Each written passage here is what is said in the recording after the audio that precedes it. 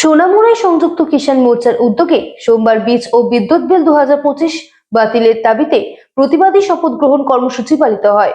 এছাড়া আগামী 12 ফেব্রুয়ারি দেশব্যাপী সাধারণ ধর্মঘটের সমর্থনে সিআইটিইউ ও এআইকেএস এর কনভেনশন থেকে সরকার বিরোধী আন্দোলনের ডাক দেন বাম নেতৃত্ব।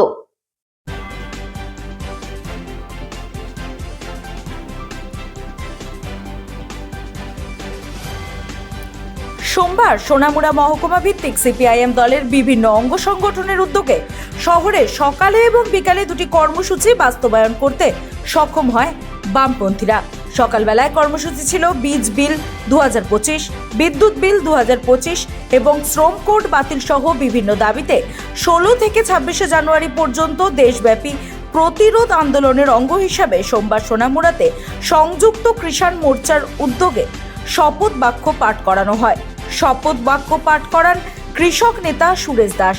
অপরদিকে বিকেল বেলায় তিনটে সংগঠনের উদ্যোগে আগামী 12 ফেব্রুয়ারি 2026 সারা দেশব্যাপী সাধারণ ধর্মঘটের সমর্থনে কনভেনশন অনুষ্ঠিত হয়। এই কনভেনশন অনুষ্ঠিত হয় সোনামুড়া সিপিআইএম মহকুমা অফিসের সামনে। তিনটি সংগঠন যেমন সিআইটিইউ, এআইকেএস, টিকেএমইউ সহ এই সংগঠনগুলির নেতাকর্মীদের উপস্থিতি দীর্ঘ আলোচনায় অংশগ্রহণ করেন অমল চক্রবর্তী ও শ্যামল মজুমদার। আলোচকরা আগামী দিন কেন্দ্রীয় এবং রাজ্য সরকারের জনস্বার্থে বিরোধী নীতির বিরুদ্ধে তীব্রভাবে আন্দোলনের প্রস্তুতি নিচ্ছেন, এমনটাই বক্তারা কর্মীদের উদ্দেশ্যে বলেন।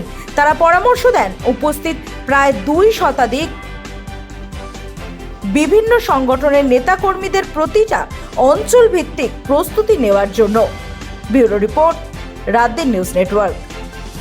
হবে দেখবেন শ্রমিকদের সাথে যদি আপনি কাঠালিয়া জিজ্ঞেস করেন, ভাই 12 তারিখ তো ধর্মঘট আছে, শ্রম কোড লাগু করার বিরুদ্ধে, বলবে আমার ধর্মঘটে কি হইব দাদা, আমার তো রিক্সা চালাইয়া খাইতে হয়, রিক্সা চালাইয়াই খাইতে হইব, আমার টেপিং করে খাইতে হয়, টেপিং করেই খাইতে হইব, ধর্মঘট হইলেও কি না হইলেই কি, শ্রম কোড হইলেই কি না হইলেই কি।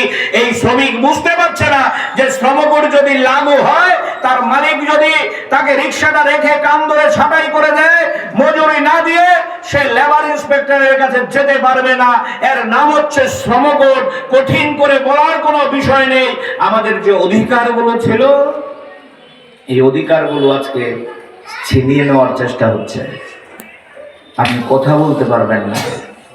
আপনাদের থেকে কার বেশি অভিজ্ঞতা আছে? সোনামুড়ার মানুষ এখানে আছেন, কেউ বক্সনগর থেকে এসছেন, কেউ হৃদয়া থেকে এসছেন, কেউ কাঠালিয়া থেকে এসছেন, কেউ নলছর থেকে এসছেন, কেউ মেলাগড় থেকে এসছেন।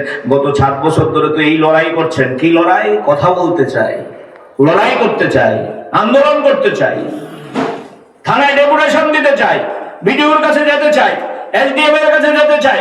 কি ব্যাপার? না, সিপিআইএম এর অফিসের মধ্যে 4 তলা বিল্ডিং করার জন্য না, সিপিআইএম এর কোন নেতার বাড়িতে জল কল বসানোর জন্য না। কাঠালিয়া ব্লক অফিসে যাব, কেন যাব? কাঠালিয়ার রেগার শ্রমিকরা যাতে কাজ শেষ করার পরে ন্যায্য মজুরি পায়।